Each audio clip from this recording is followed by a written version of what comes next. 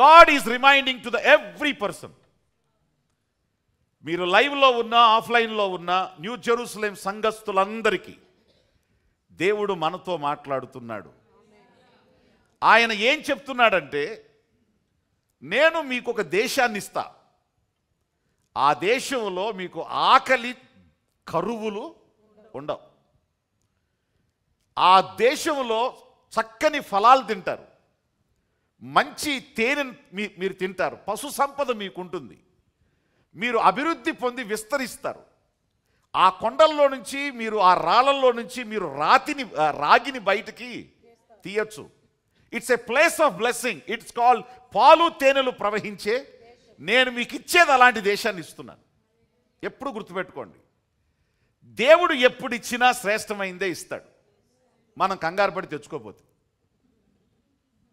మనం కంగారు పడి నీ అంత పేషెన్స్ నాకు లేదు, నీ స్వరం కోసం నేను ఆగలేను, నీ కార్యాల కోసం నేను ఆగలేను, ఎదురుగున్న దాంతో సరిపెట్టేసుకుంటాను అని ఒకవేళ నువ్వు వెళ్ళి తెచ్చుకుంటే తప్ప, దేవుడు ఇచ్చే ప్రతి ఒక్కటి కూడా ది బెస్ట్ ఇవ్వడం ఆయన చిత్తం.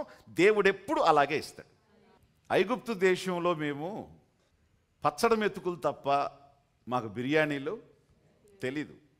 ఐగుప్తు దేశంలో స్టవ్ ఎదురుగా కూర్చుని గంటలు స్పెండ్ చేసి ఆ ఫ్రై, ఈ ఫ్రై, ఈ డీప్ ఫ్రై, ఆ కర్రీ, ఈ కర్రీ వండుకున్న చరిత్ర మాకు లేదు.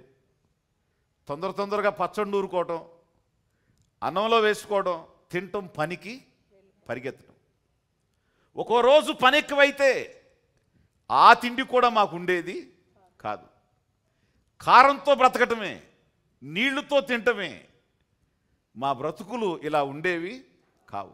కానీ ఇప్పుడు నువ్వు మాకు ఇచ్చిన దేశంలో రకరకాల పండ్లు, అది కూడా రుచి కలిగిన పండ్లు. మీరు జెరూసలేం వెళ్ళారంటే రకరకాల పళ్ళు తినచ్చు. అమెరికాలో కూడా దొరకనివి దొరుకుతాయి, అమెరికాలో కూడా దొరకనంత టేస్ట్ అక్కడ దొరుకుతుంది. పళ్ళు ఉంటాయి, అన్ని చోట్ల ఉంటాయి, కానీ ఆ టేస్ట్ వేరు, ఆ టేస్ట్ వేరు. దేవుడు అక్కడ పెట్టాడు దాన్ని, ఆ జ్ఞానం వాళ్ళకి ఇచ్చాడు దేవుడు. రకరకాల పళ్ళు మీరు తినండి, మీరు తృప్తిగా భోజనం చేయండి. ఎలా తినండి? మీరు తృప్తిగా, దేవుని చిత్తం. మీరు కడుపు నిండా భోజనం చేయటం దేవుని చిత్తం. చక్కని ఆహార పదార్థాలు తినడం దేవుని చిత్తం. కడుపు మార్చుకోవడం దేవుని చిత్తం కాదు. మీకు ఇచ్చినటువంటి ఉద్దేశమే అది. మీరు కడుపు నిండా తిని తృప్తి పొందిన తర్వాత మీరు దేవునికి ఏం చేయాలి? అయ్యా, మా పితరులు దీన్ని అనుభవించలేదు, మా పితరులకి ఈ భాగ్యం లేదు, వాళ్ళు ఏం తిన్నారో ఎలా బ్రతికారో, అరణ్యంలో మన్నా మాత్రమే తిన్నారు. థ్యాంక్ యూ ప్రభువా, దీన్ని మాకు ఇచ్చినందుకు నీ నామానికి స్తోత్రం. ఇది దేవుడు కోరుకునేది. ఒక ఆకలితో ఉన్నవాడు కనబడినప్పుడు, నేను కూడా ఒకప్పుడు ఇట్లా ఆకలితో అలమటించినోడిని కదా, నేను కూడా ఒక పేదదాని కదా, నేను కూడా ఒక దరిద్రుణ్ణి కదా, నాకు కూడా ఇలాంటి ఆకలితో వాళ్ళ వైపు, ఆ ప్లేట్ల వైపు, లేకపోతే ఆ తిండి పదార్థాల వైపు ఆశతో చూసినటువంటి చరిత్ర ఉంది కదా. ఆపదలో ఉన్నవాడిని చూసినప్పుడు నీ ఆపద గుర్తుకు రావాలి. నీ ఆపద ఏం చేయాలి? వాడెవడో మనకు తెలియదు అన్నట్టు, అసలు ఆ జీవితమే మనకు తెలియదు అన్నట్టు ఉంటే నీ దేవుడు దాన్ని ఖచ్చితంగా చూస్తాడు. He will make note of it. దేవుడు దాన్ని నోట్ చేసుకుంటాడు. అస్సలు మనకు తెలియదు అన్నట్టు ఉండకూడదు. మనుషుల యొక్క కష్టాలు, మనుషుల యొక్క పరిస్థితులు అనుభవించి నువ్వు వచ్చిన దానివిగా, అనుభవించి వచ్చిన వాడవుగా, వాటిని అనుభవించి నీ పితరులు అనుభవించిన వాళ్ళుగా వాటి గుర్తు చేసుకోవాలి.